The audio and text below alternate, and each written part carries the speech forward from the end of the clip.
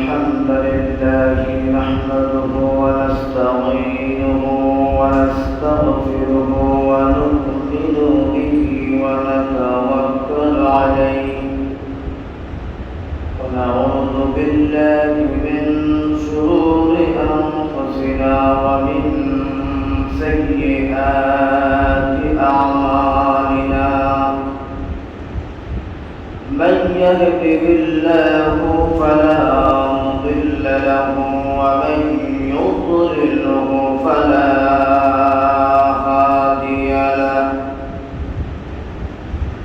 ونشهد أن لا إله إلا الله وحده لا شريك له ونشهد أن سيدنا وحبيبنا ومولانا محمدا عبده ورسوله الذي أرسله بالحق بشيرا ونذيرا وداعيا إلى الله بإذنه وسراجا منيرا أما بعد فقد قال الله تعالى في كلامه المجيد وفي فرقانه الحميد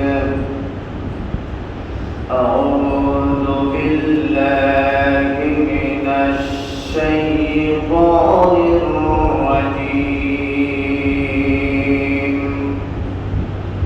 بسم الله الرحمن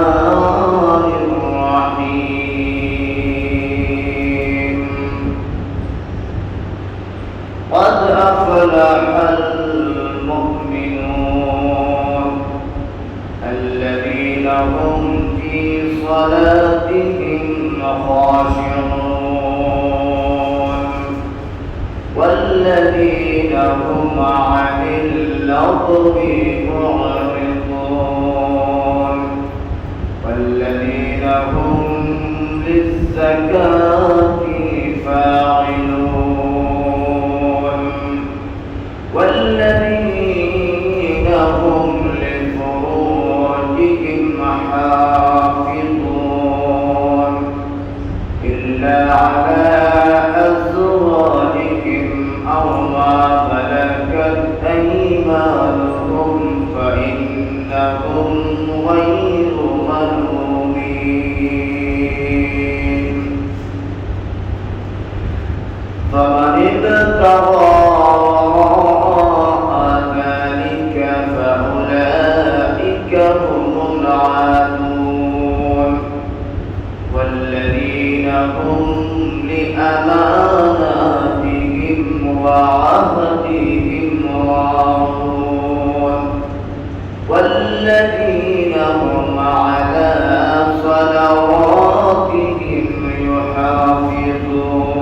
يحافظون أولئك هم الوارثون الذين يرثون الفردوس هم فيها خالدون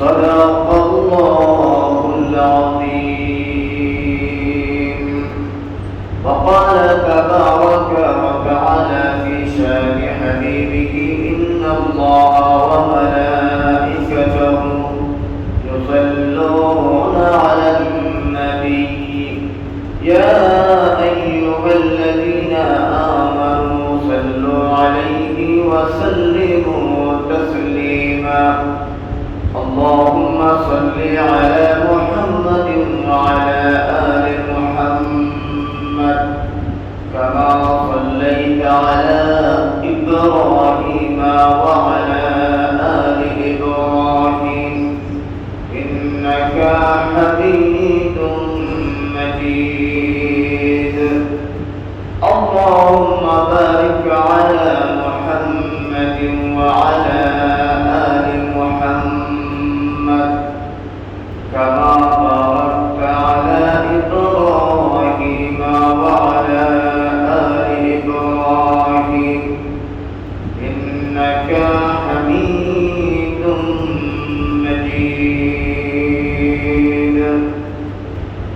بلغ العلا بكماله كشف الدجى بجماله حسنت جميع خصاله صلوا عليه وآله بلغ العلا بكماله كشف الدجى بجماله حسنت جميع خصاله صلوا عليه وآله يا ربي صل وسلم دائما أبدا على حبيبك خير الخلق كلهم الحمد لله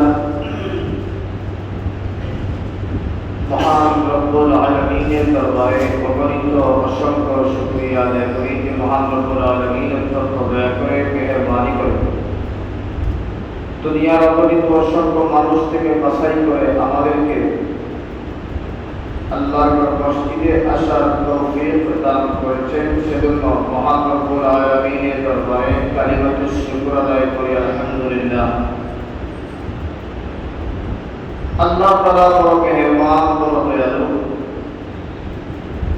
যার কারণে আল্লাহ তাআলা আমাদেরকে মানুষের তুলে সৃষ্টি করেছেন। এই মানুষদের থেকে বাছাই করে আল্লাহ তাআলা আমাদেরকে তার মুমিন বান্দা হিসেবে আমাদেরকে নির্বাচিত করেছেন। আমি যে সূরা তিলাওয়াত করেছি এই সূরার নাম হলো সূরাতুল মুমিনুন, অর্থাৎ মুমিনদের জন্য প্রেসক্রিপশন, মুমিনদের জন্য সিলেবাস, মুমিনদের জন্য আল্লাহর পক্ষ থেকে ওয়াজ। আল্লাহ তাআলা কতই না দয়ালু, আমাদের মুমিনদের নামে কুরআনে হাকীমের মধ্যে একটা সূরা নাযিল করেছেন। এই সূরা নাযিল করার উদ্দেশ্য হচ্ছে, এক নম্বর উদ্দেশ্য আল্লাহ তাআলা মুমিনদেরকে ভালোবাসেন। দুই নম্বর হলো আল্লাহ তাআলা মুমিনদেরকে জান্নাতি হতে হলে কি আমল করা দরকার, এই প্রেসক্রিপশন, এটার নীতিমালা আল্লাহ তাআলা এই সূরার আয়াতসমূহের মধ্যে উল্লেখ করেছেন। তিন নম্বর, আল্লাহ তাআলা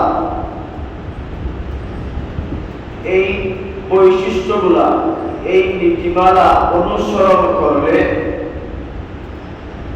কোন জায়গা কোন পুরস্কার দিবেন আল্লাহ তাআলা সেটাও এখানে উল্লেখ করে দিয়েছেন।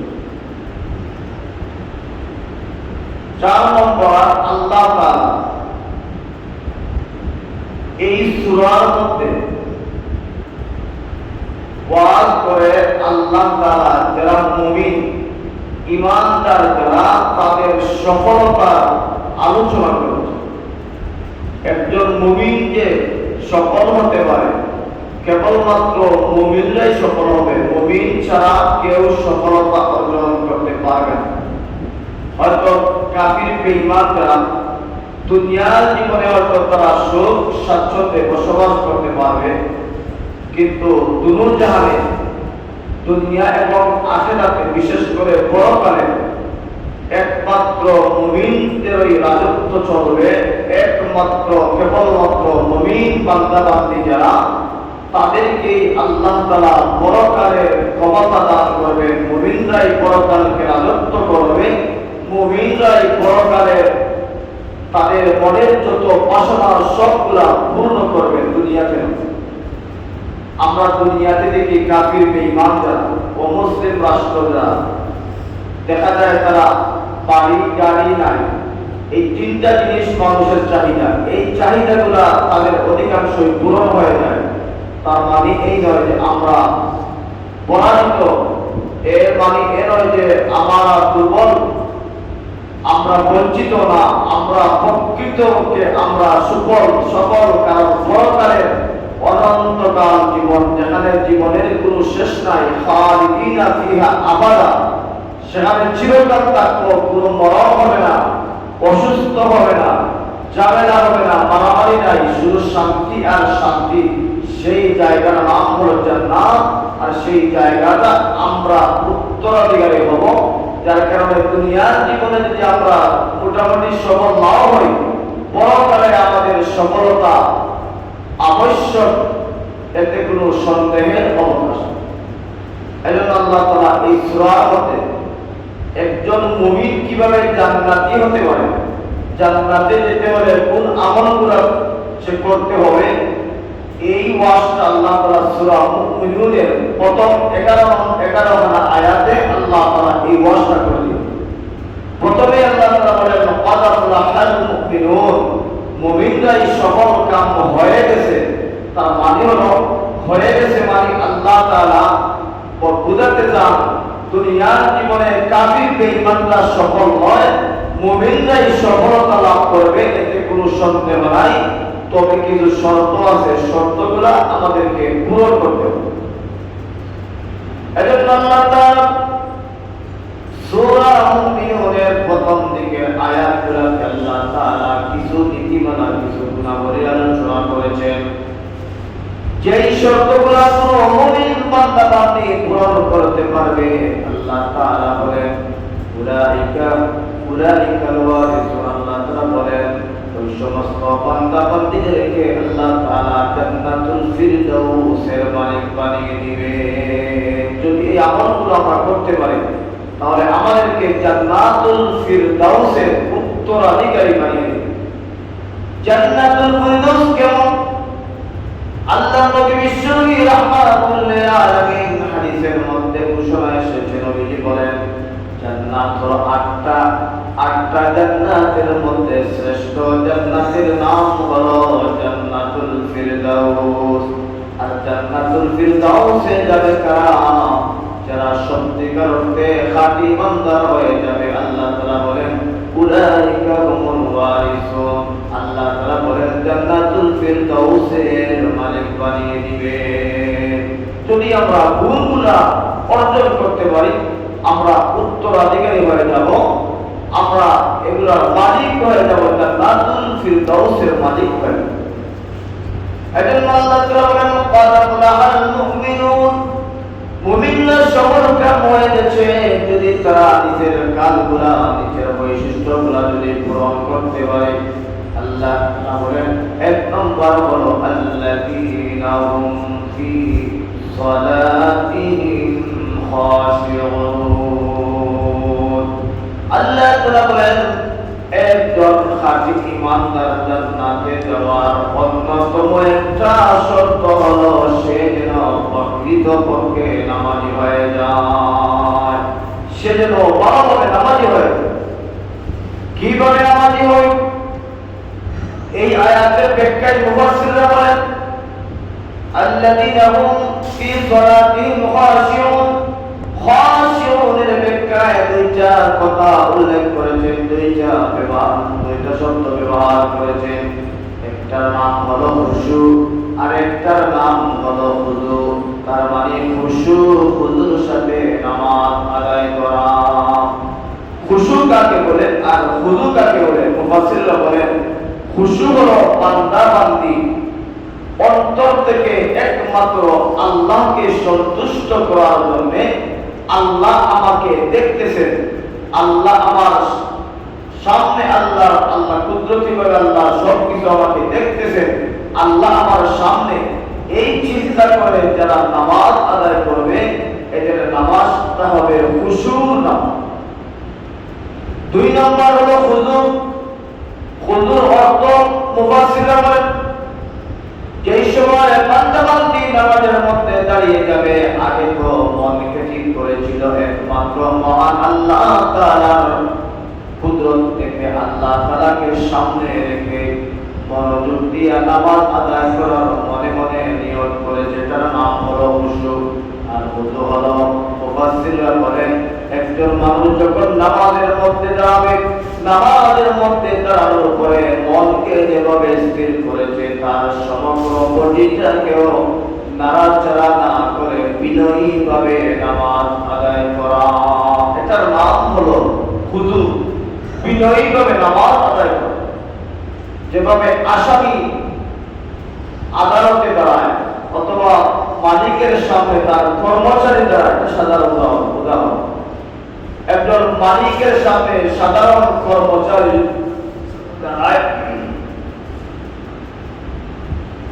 দাঁড়ানোর পরে একেবারে নরমাল হয়ে বিনয়ী হয়ে দাঁড়ানোর চেষ্টা করে।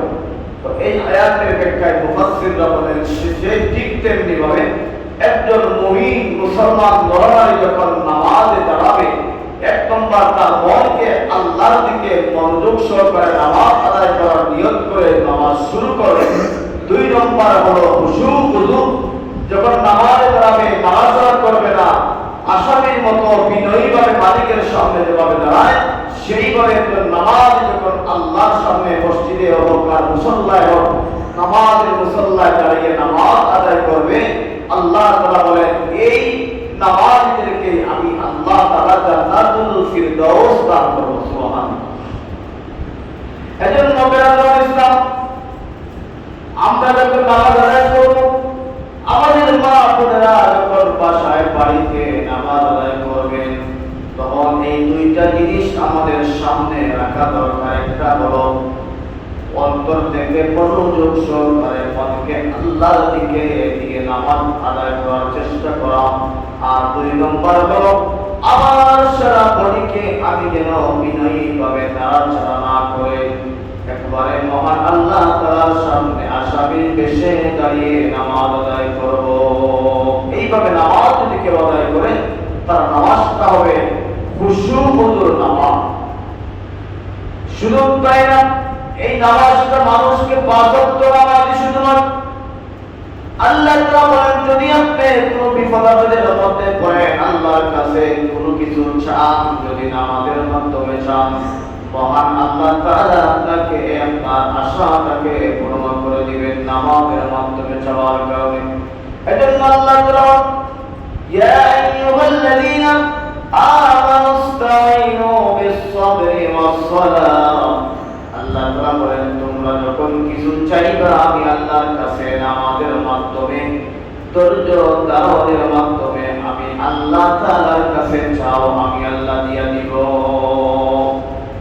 নামাজ আপনার ফরজ ইবাদত। এই নামাজ শুধু আপনাকে নয়, এই নামাজের পাওয়ারে অন্যরা হেদায়েত প্রাপ্ত হয়ে যায় যদি নামাজটা নামাজের মতো পড়তে হয়। উদাহরণস্বরূপ পৃথিবীর বিখ্যাত ঐতিহাসিক আল্লামা আব্দুর রহমান রাহমাতুল্লাহ আলাইহি ওনার কিতাবের নাম হলো সুওয়ারুন মিন হায়াতিস সাহাবা। এই কিতাবের মধ্যে প্রথম খণ্ডে আল্লামা আব্দুর রহমান রাহমাতুল্লাহ আলাইহি একটা ঘটনা উল্লেখ করেন। নবীজির যুগের পরে সাহাবীদের যুগে একজন সাহাবীর নাম ছিল খুবাইব রাদিয়াল্লাহু তাআলা আনহু। উনি আল্লাহ তাআলা এত মজবুত একজন সাহাবী ছিলেন যে সাহাবী আল্লাহ এবং রাসূলকে চরমভাবে ভালোবাসতেন। কাফিররা তাকে হত্যা করার জন্য ধরে নিয়ে গেল যুদ্ধের ময়দানে, বন্দী করে নিয়ে যাওয়ার পরে ওনাকে হত্যা করবে। যুবকেরা তার পিছনে পিছনে মিছিল দিয়ে যায়, আজকে মুসলমানকে হত্যা করবো, কাফির বাদশার সামনে নিয়ে যাব। সব যুবক ছেলেরা মেয়েরা খুবাইব রাদিয়াল্লাহু তাআলাকে ধরে নিয়ে যাচ্ছে, সবাই কাফিররা আনন্দে উল্লাস করে তার পিছনে পিছনে চলছে। বাদশার সামনে নিয়ে যাও, বাদশাহ তাকে ডাকতে বলল খুবাইব একটু পরে তোমাকে হত্যা করা হবে। দুনিয়ার জীবনে যদি তোমার কিছু চাওয়ার থাকে, পাওয়ার থাকে, খাওয়ার যদি কোনো চাহিদা থাকে আমাদেরকে বলো, তোমাকে উত্তম পন্থায় খাওয়ার ব্যবস্থা করে দিব। যা চাইবে তোমার মনের আশা পূরণ করে দেওয়ার চেষ্টা করা হবে, কারণ একটু পরেই তোমাকে শরীরে চড়িয়ে হত্যা করা হবে। খুবাইব রাদিয়াল্লাহু তাআলা বলেন এ জালেম, তোর কাছে দুনিয়ার কিছু চাই না, তবে একটা জিনিস যদি তোমরা আমাকে অনুমতি দাও তাহলে আমি একটা জিনিস চাই। আর সেই জিনিসটা হলো দুনিয়া থেকে চলে যাওয়ার মুহূর্তে আমি এমনিতেই চলে যেতে চাই না, আমাকে মাত্র 2 রাকাত নামাজ আদায় করার অনুমতি দাও। আমাকে মাত্র 2 রাকাত নামাজ পড়ার অনুমতি দাও, আমি 2 রাকাত নামাজ আদায় করব। পাঁচ জাহির মানছে ঠিক আছে, 2 রাকাত নামাজ পড়ে নাও।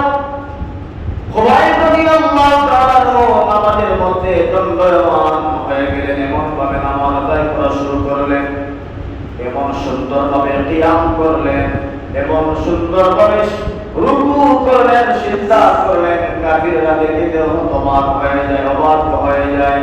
এত সুন্দর করে তার প্রভুর নামে নামাজ আদায় করেছে, এও কি পারা যায় যে তার মৃত্যুর ভয় না, একটু পরে তাকে হত্যা করা হবে, অথচ সেই তার প্রভুর দরবারে এমন বিদায়ী ভাবে নামাজ পড়েছে। আশ্চর্য হয়ে যায়। এই যুবক, রাত্রিবেলা ঘুমাতে পারে না, বিশ্বনবীর দরবারে গিয়ে বলে, আমি খুবাইব এমন ভাবে নামাজ আদায় করেছে, আমি জীবনে এমন ভাবে দেখি নাই, পুরো মুসলমানদেরকে এমন ভাবে নামাজ আদায় করতে দেখি নাই, যার মনের মধ্যে দুনিয়ার কোনো ভয় নাই, যার মনের মধ্যে তাকে হত্যা করা হবে তার জীবনের কোনো মায়া নাই। জীবনের অন্তিম মুহূর্তে মাত্র 2 রাকাত নামাজ আদায় করার প্রার্থনা করেছে, আর এমন ভাবে নামাজ আদায় করেছে আমার বুঝার বাকি নাই। এই নামাজ আল্লাহর জন্য করা হয়, যে আল্লাহকে না দেখে এত সুন্দর করে নামাজ আদায় করা হয়েছে, সেই আল্লাহ না জানি কত সুন্দর। আমি আর দেরি করতে চাই না, নবী আমাকে কালিমা পড়িয়ে মুসলমান বানিয়ে দেন। সুবহানাল্লাহ। আপনার আমার নামাজটাও অন্যের জন্য হেদায়েতের কারণ হয়ে গেছে। এই জন্য আমরা যখন নামাজ আদায় করব, আমাদের নামাজ আমাদেরকে অন্যায় করতে বাধা দেয় না। অথচ আল্লাহ তাআলা সূরা আল-কাবুতের 45 নম্বর আয়াতে বলেন, ইন্নাস সালাতা তানহা আনিল ফাহশাই ওয়াল মুনকার। একজন মুসলমান যখন নামাজ আদায় করবে, সুন্দরভাবে নামাজ আদায় করবে, ওই নামাজটা তাকে গুনাহের কাজ থেকে বিরত রাখবে। অথচ আমরা দেখি মসজিদের মধ্যে অনেকে 5 ওয়াক্ত প্রথম কাতারে নামাজ আদায় করা হয়, কিন্তু মসজিদ থেকে বের হওয়ার পরে গুনাহের কাজ শুরু করে দেয়।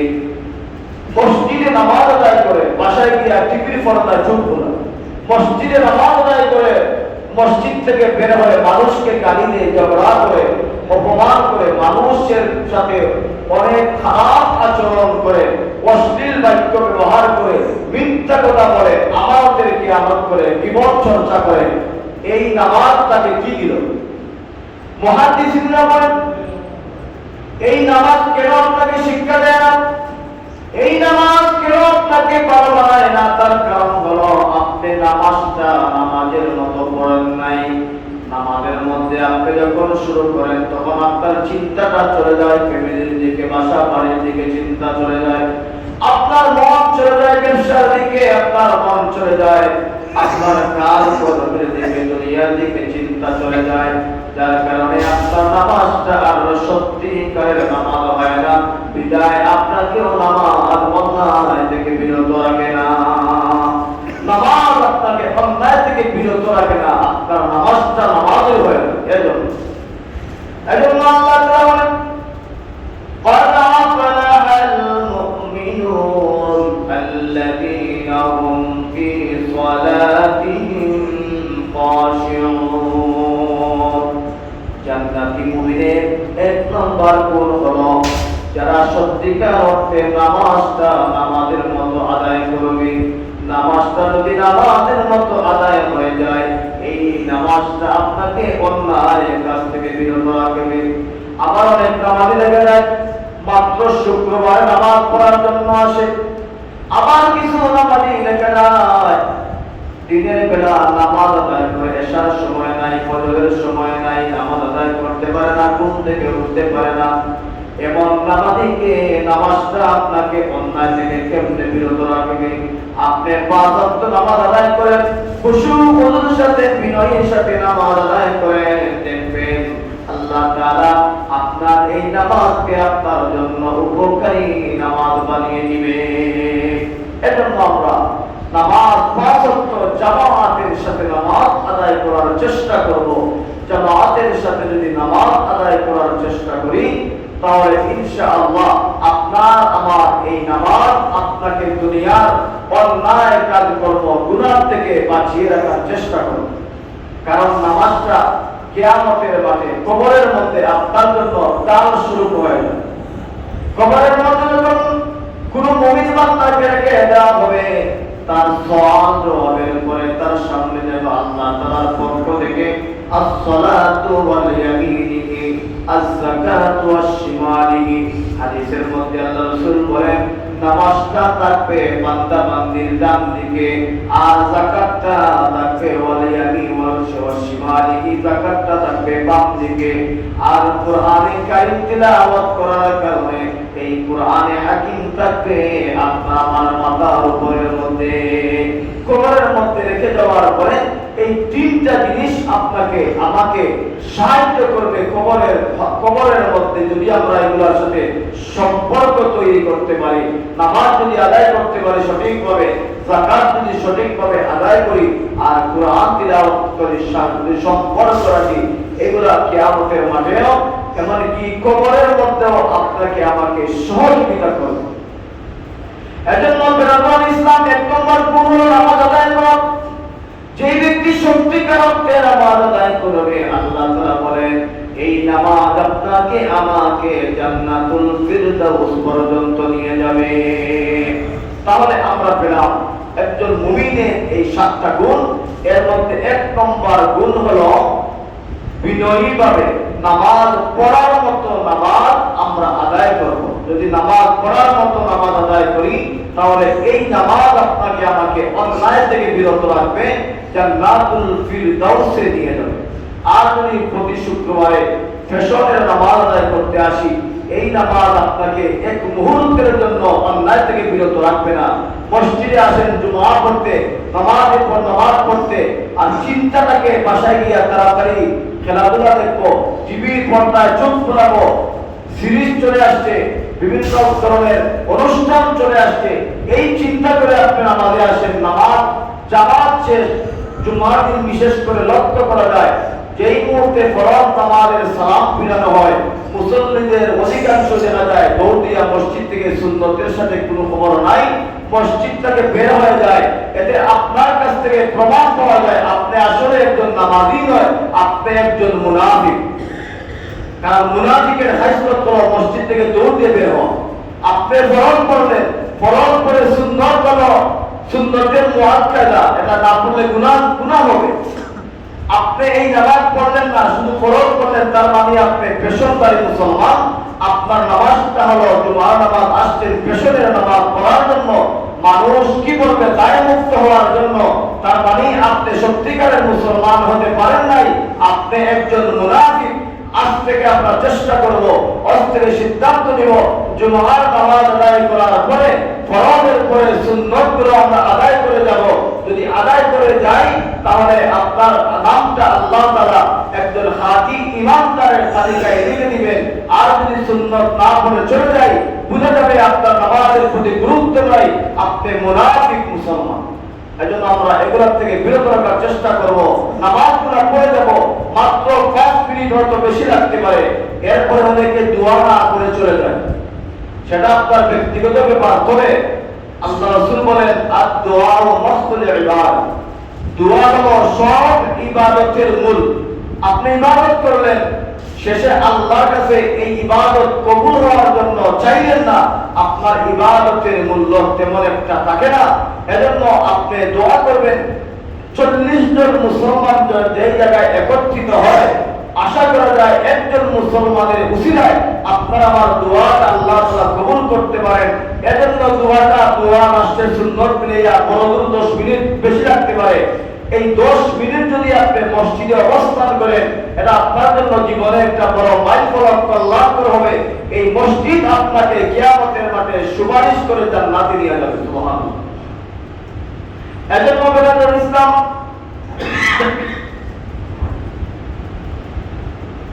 আল্লাহ তাআলা আয়াত দিয়ে বলেন ক্বাদ আফলাহাল মুমিনুন, ওই মুমিনরা সকল কাম যারা আল্লাহ তাআলার সাথে সম্পর্ক স্থাপন করবে কয়েকটা বিষয়ের মধ্যে, এর মধ্যে এক নম্বর হলো আল্লাযীনা হুম ফি সালাতিহিম খাশিউন। নামাজ যদি সত্যিকারে সুন্দরভাবে নামাজ আদায় করা হয়, এই মুসল্লির সাথে মহান আল্লাহ তাআলার সম্পর্ক হয়ে যায়। আল্লাহ তাআলার সাথে যদি কারো সম্পর্ক হয়ে যায়, ওই ব্যক্তি জান্নাতি হবে আশা করা যায়। এজন্য আমরা নামাজ ভালোভাবে আদায় করার চেষ্টা করব। একজন জান্নাতি জান্নাতে যাওয়ার জন্য একজন মুমিনের এক নম্বর কাজ হলো নামাজকে সঠিকভাবে আদায় করা। এবার আসুন দুই নম্বর। এক নম্বর হলো নামাজ আদায় করা, দুই নম্বর হলো আল্লাহ তাআলা বলেন আল্লাযীনা হুম লিযাকাতি বা আল্লাযীনা হুম আনিল লাগwi মুরিদুন। দুই নম্বর হলো জবান অনর্থক কথা থেকে যারা বিরত থাকে, যারা জবানের ইবাদত করবে, আল্লাহ তাআলা বলেন তারাই জান্নাতুল ফিরদাউসের মালিক হয়ে যাবে, যারা অনর্থক কথা থেকে নির্লিপ্ত থাকে। আল্লাযীনা হুম আনিল লাগwi মুরিদুন, যারা অযথা কথাবার্তা থেকে বিরত থাকবে, এদেরকে আল্লাহ তাআলা বলেন তারা জান্নাতের মালিক হয়ে যাবে। এজন্য এক সাহাবী উকবা ইবনে আমির রাদিয়াল্লাহু তাআলা আনহু রাসূলের দরবারে এসে বলেন, ইয়া রাসূলুল্লাহ মান নাজা, ইয়া রাসূলুল্লাহ কোন জিনিসটা আমাকে নাজাত প্রদান করবে আপনি বলে দেন। বিশ্বনবী রাহমাতুল লিল আলামিন বললেন, উকবারে আমলিক আলাইকা লিসানাক, তোমার জবানকে হেফাজত করো, তুমি নাজাত দুনিয়াতে পেয়ে যাবা। উকবা ইবনে আমির রাদিয়াল্লাহু তাআলা বলেন, ইয়া রাসূলুল্লাহ দুনিয়ার জীবনে আমাকে এমন একটা কথা বলেন যেই কাজটা করলে আমি নাজাত পেয়ে যাব।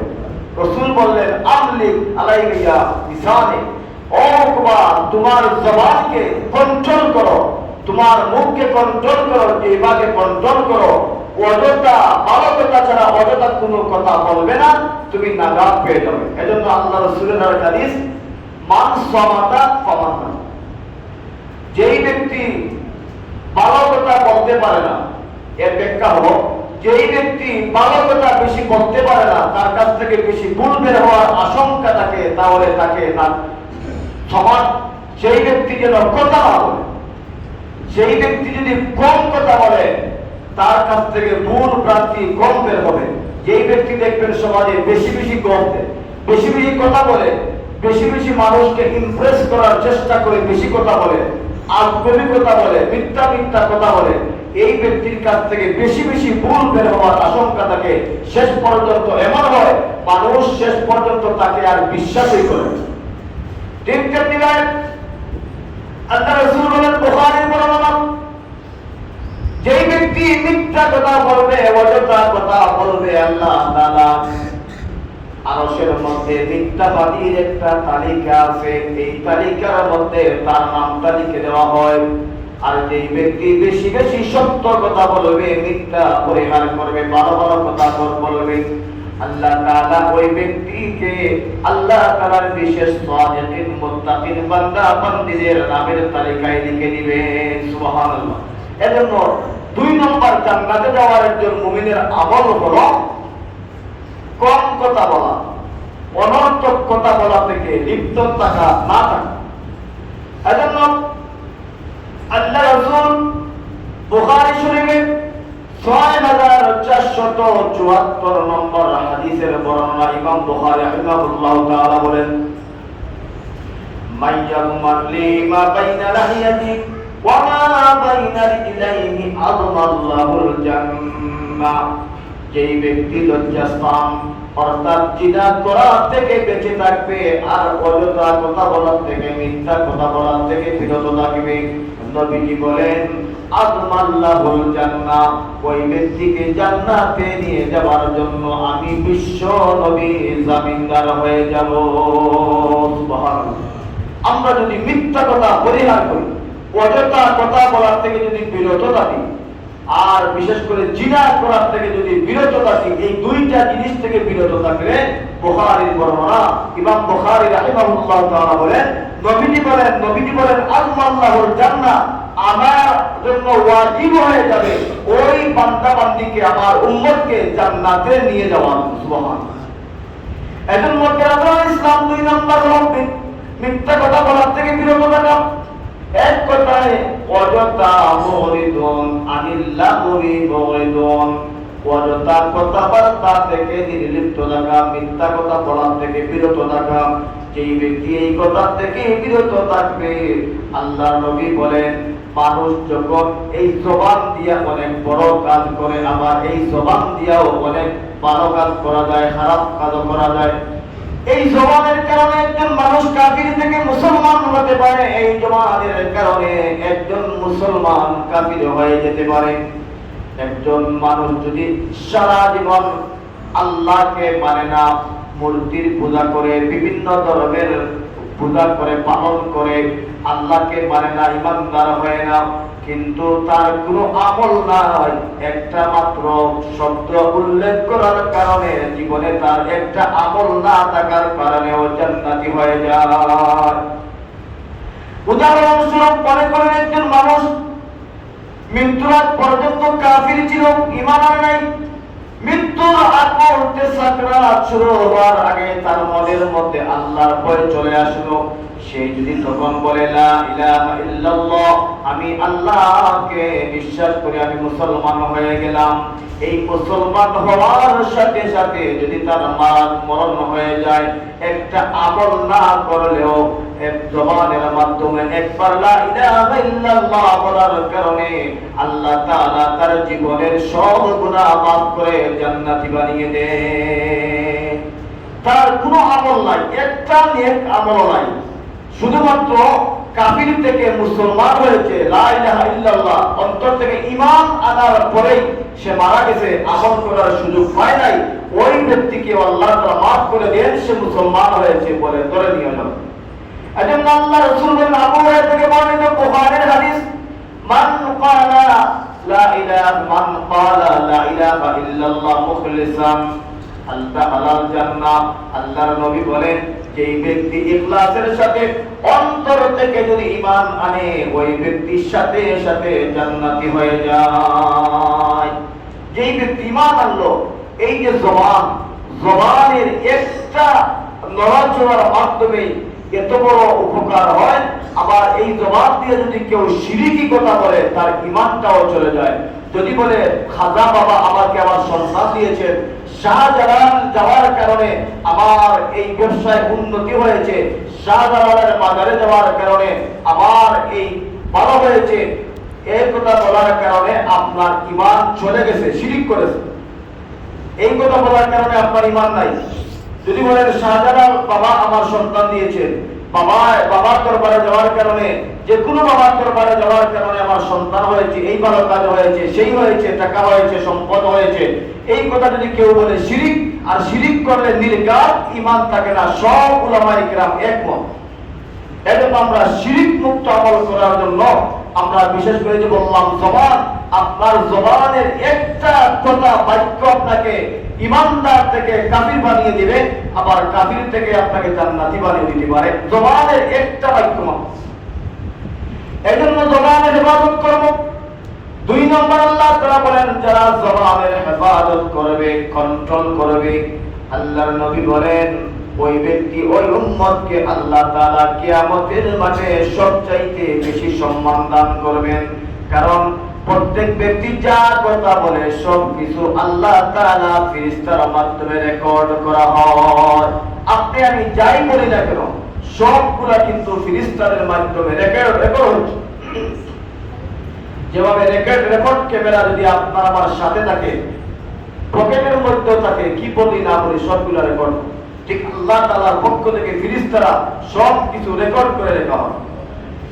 সূরা কাফির 17-18 নম্বর আয়াতে আল্লাহ তাআলা বলেন, ইযা ইয়াতালাক্কাল মুতালাক্কিয়ানি আনিল ইয়ামিনি ওয়া আনিশ শিমালি কাঈদ মা ইয়ালফিযু মিন قول إلا لديه رقيب عتيد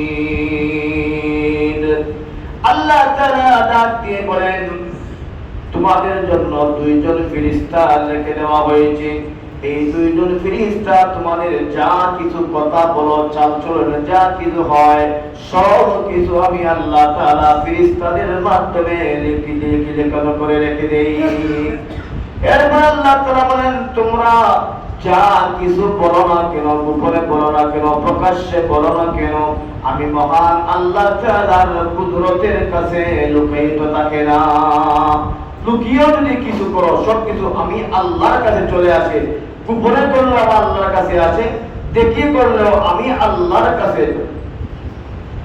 এজন্য আল্লাহ তাআলা বলেন জবানের হেফাজত করো জবানের যদি হেফাজত না করো আল্লাহ তাআলা ডাকে বলেছেন আপনি কারো গীবত করলেন কারো একটু খারাপ কথা বললেন আপনি তো মনে করলেন এটা স্বাভাবিক একটা কথা বললাম একজনকে সামান্য কিছু কথা বললাম কিন্তু আল্লাহর নবী বলেন বিশ্ব নবী বলেন সুনানে আবু দাউদের হাদিস 4875 নম্বর হাদিসের বর্ণনা নবীজি বলেন আপনি যে কথা বললেন একজন মানুষকে গালি দিলেন একজন মানুষের পরনিন্দা করলেন গীবত করলেন এই গীবতের পরিমাণ কতটুকু আল্লাহর নবী বলেন লাকাদ কুলতা কালিমাতুন লাউ মুজিদাত বিমাইল বাহরি লামাজাজাতু আপনি একটা সাগর এই আপনার তোরা আপনার এই কথাটা বাক্যটা যদি সাগরের মধ্যে নিক্ষেপ করা হয় সাগরের সব পানিগুলা গুলা হয়ে যাবে আপনার এই গীবতটা এই বাক্যটা যদি সাগরের মধ্যে নিক্ষেপ করা হয় হতো তাহলে সাগরের পানিটাও গুলা হয়ে যেতে পারো নিম্ন স্তরের হয়ে যেতে নাউযুবিল্লাহ এজন্য আমরা চেষ্টা করব আমরা যেন কম কথা বলি অযথা কথা বলার থেকে আমরা নির্লিপ্ত থাকি আর যেন আমরা মিথ্যা কথা না বলি জবানকে কন্ট্রোল করি কাউকে আমরা তুচ্ছ তাচ্ছিল্য করে কথা বলবো না আমরা মনে করি কাউকে যদি কোনো কিছু বলি ভুল বললেও বললাম বলতে তো পারলাম কিন্তু না নবীজি বলেন কাউকে যদি আপনি গালি দেন আর গালিটা সত্য হয় যেমন তাকে বললেন এই মিথ্যাবাদী সে যদি সত্যিকার অর্থ মিথ্যাবাদী হয় তাহলে আপনি তাকে এই যে গীবতটা করলেন গুনাহগার বলেন আর যদি সে মিথ্যাবাদী না হয় এই গালিটা আপনার উপর পড়বে আপনাকে আরেকজন মিথ্যাবাদী না বলা পর্যন্ত আপনার মরণ হবে না এটা রাসূল বলেন আল্লাহ রাসূল বলেন তিরমিজি শরীফের 1977 নম্বর হাদিসের বর্ণনা আল্লাহর নবী বলেন লাইসাল মুমিন বিত্তান ওয়ালা লাআন ওয়ালা বিল ফাহিশ ওয়ালা বিল বাদি আল্লাহর নবী বলেন একজন মুমিন কখনো অন্যের দোষ চর্চা করতে পারে না লানত করতে পারে না অশ্লীল কথাবার্তা বলতে পারে না আর মানুষকে বাজে ভাবে ধোঁকা দিতে পারে না একজন মুমিনের কাজ তার কখনো হতেই পারে না এগুলোর থেকে আমরা বিরত থাকার চেষ্টা করব নবীজি নিষেধ করেন শুধু তাই না আল্লাহর নবী বিশ্বনবী সহিহ বুখারীর হাদিস সহিহ বুখারীর 48 নম্বর হাদিসের বর্ণনা ইমাম বুখারী রাহিমাহুল্লাহ তাআলা বলেন সিবাবুল মুসলিমি ফুসুকুন ওয়া কিতালুহু কুফরুন একজন মুসলমান অন্য মুসলমানকে গালি দেওয়া মহাপাপ আর একজন মুসলমান আরেকজন মুসলমানকে হত্যা করাটা কুফরি কাজ হয়ে যায় কাফির হয়ে যায় একজন মুসলমান আরেকজন মুসলমানকে যদি অযথা অথবা গালি দেয় তাহলে সে কবিরা গুনাহ করলো আর একজন মুসলমান আরেকজন মুসলমানকে যদি হত্যা করলো তাহলে সে কুফরি করলো কাফির হয়ে গেল এজন্য আমরা এগুলোর থেকে বিরত থাকার চেষ্টা করব এজন্য গ্রামীণ ইসলাম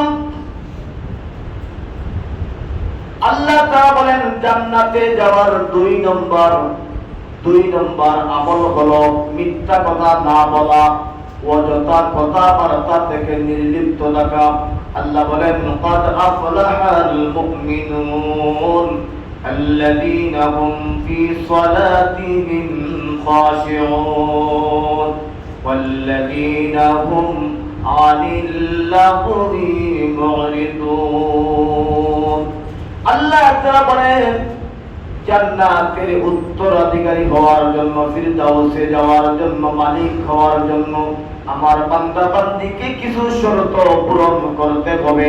এই শর্তগুলো যদি পূরণ করতে পারে, আমি আল্লাহ ওয়াদা দিলাম তাদেরকে জান্নাতুল ফিরদাউসের মালিক বানিয়ে দিব।